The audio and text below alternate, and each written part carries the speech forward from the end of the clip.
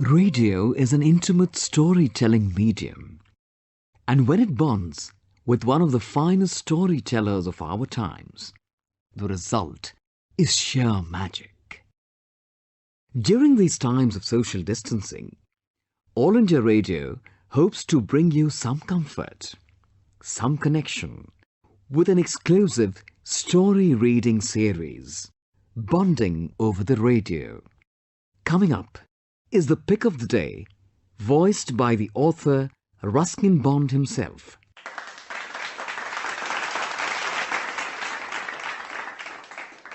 Well, this is an early story about an encounter on a train journey that happened many years back. Over the years, the title of the story has changed when it's gone into different collections, but it's best known as The Eyes Have It.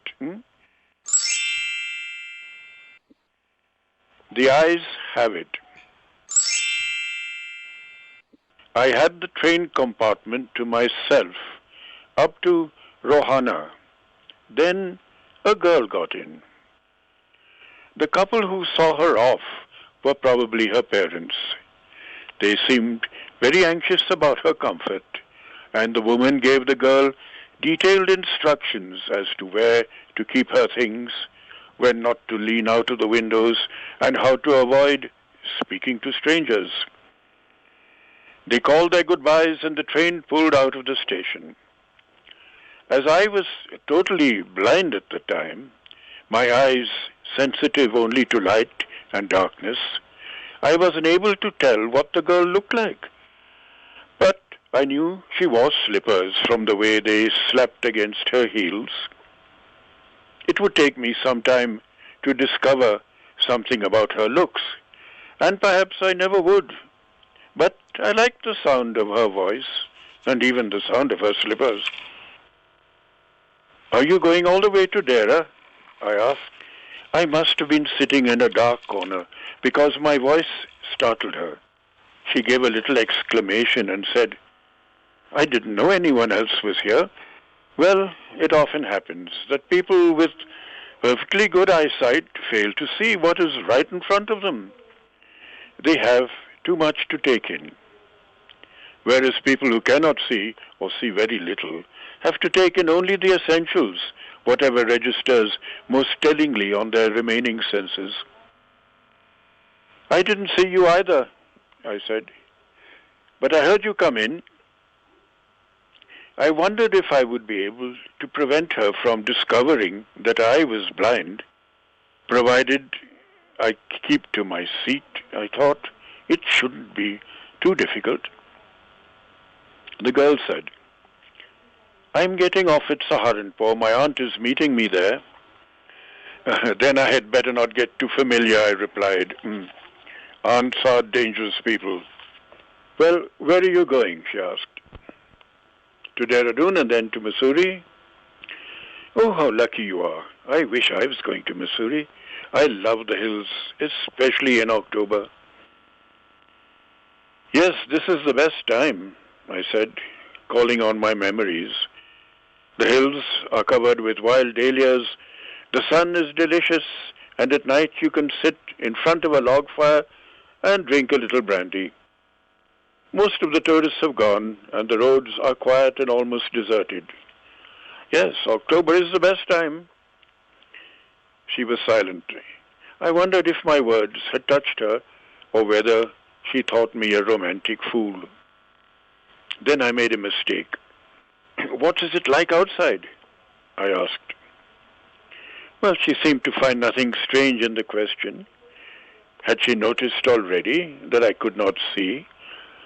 But her next question removed my doubts. "Why don't you look out of the window?" she asked. I moved easily along the berth and felt for the window. It was open, and I faced it, making a pretense of studying the landscape. I heard the panting of the engine, the rumble of the wheels, and in my mind's eye I could see telegraph posts flashing by. "Have you noticed," I ventured, "that the trees seem to be moving while we seem to be standing still?" " That always happens," she said. "Do you see any animals?" No, I answered quite confidently.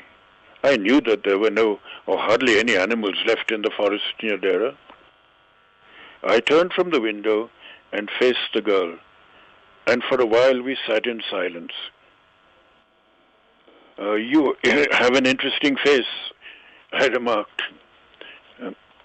I was becoming quite daring, but it was a safe remark.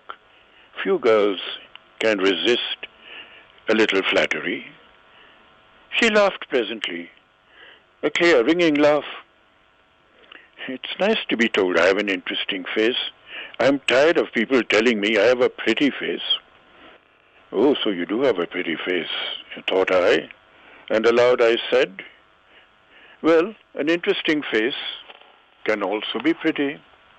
You're a very gallant young man, she said, but why are you so serious? I thought then that I would try to laugh for her, but the thought of laughter only made me feel troubled and lonely. We'll soon be at your station, I said. Thank goodness it's a short journey. I can't bear to sit in a train for more than 2 or 3 hours. Yet I was prepared to sit there for almost any length of time, just to listen to her talking. Her voice had the sparkle of a mountain stream. As soon as she left the train, she would forget our brief encounter. But it would stay with me for the rest of the journey and for some time after.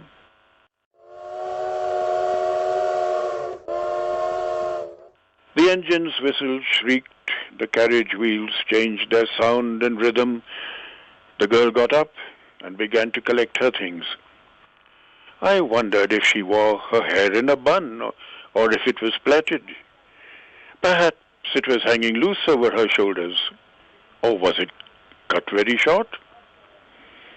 The train drew slowly into the station. Outside, there was the shouting of porters and vendors and high-pitched female voices near the carriage door. That voice, one of them must be belonging to the girl's aunt. Well, goodbye, the girl said.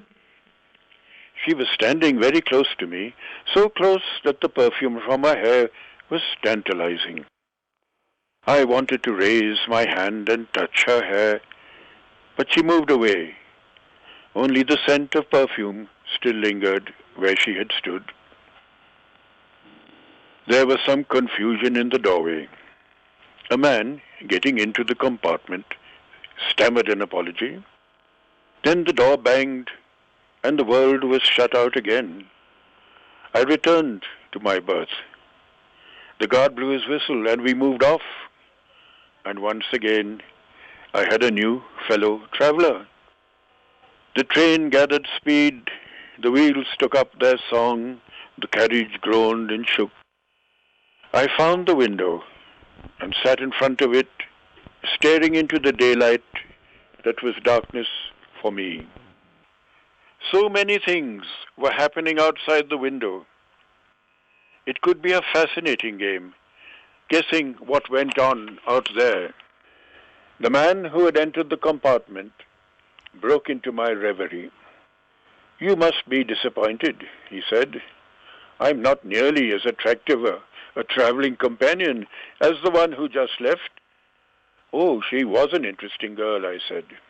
But can you tell me, did she keep her hair long or was it short?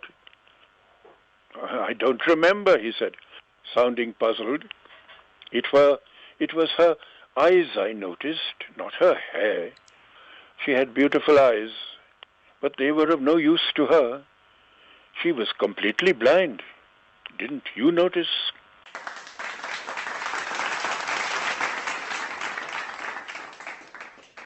Radio is supposed to be theatre for the blind. I just thought I'll share with you. Of course it would be, yes. And this was total theatre. Right. Well, so it's a suitable story, huh? We have Shrestha, aged 8 years. Yeah. 8.5 years she writes. Right. And she's written it in beautiful handwriting. Oh, how nice. Oh. Maybe we'll share it at some point. Yes, you keep it for me, huh? Right, sir. And when, Shrestha writes, my favorite author is Bond, Ruskin Bond. He inspired me to write my awesome stories. That's right. I like him more now. because he's telling stories in the radio and that too live. And if I were ever to meet him, I would ask him, do you use a typewriter? I used to long ago, but for some time, and then I started finding it very uncomfortable. And I used to get a crick in the neck. So now I've gone back to writing by hand, which is more comfortable. Then moving on to the computer. Yes. Computer, I'll keep it for ugly janam. Sir, Shrestha has one last question. Who is your favorite author? Oh, my favorite author. There have been so many over the years. I think the authors I read when I was a youngster, when I was a boy, and the ones I discovered, like Lewis Carroll with Alice in Wonderland, or Emily Bronte with Wuthering Heights, and Charles Dickens, David Copperfield. Well, the classics largely. But then I also enjoyed writers like Agatha Christie and P.G. Wodehouse, and and light short stories. Somebody mentioned Jerome K. Jerome. So yes, so many writers. I've been a bookworm all my life. So we'll take one last comment. Yes. This is from Roguma Mohan. She's from Kerala. Right. And she says, as millions of others, I am a huge fan of yours, and I regret I wasn't introduced to your writings a little earlier. Yes. Your works continue to inspire me, shouting, quote, simple is good, simple is beautiful, unquote. I have never been to the mountains, but have felt the air through your magical words. I don't know how a fox dances. In fact, I haven't even seen a fox in close quarters, but if I see one dance, it won't be the first time, all thanks to you.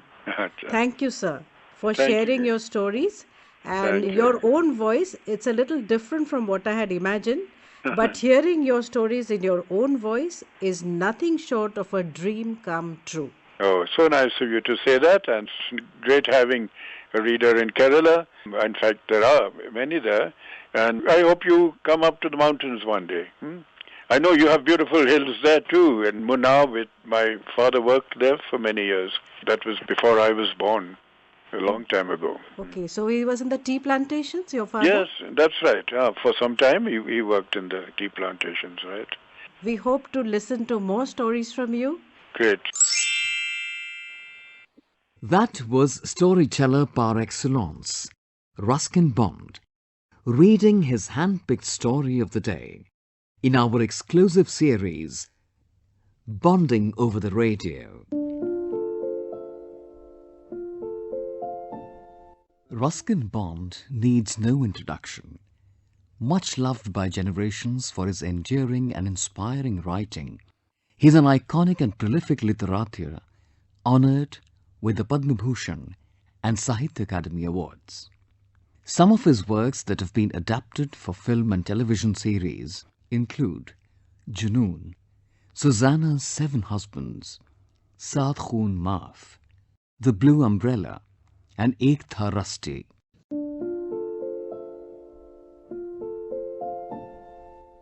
A presentation of the Central English Features Unit. This came to you from the External Services Division of All India Radio.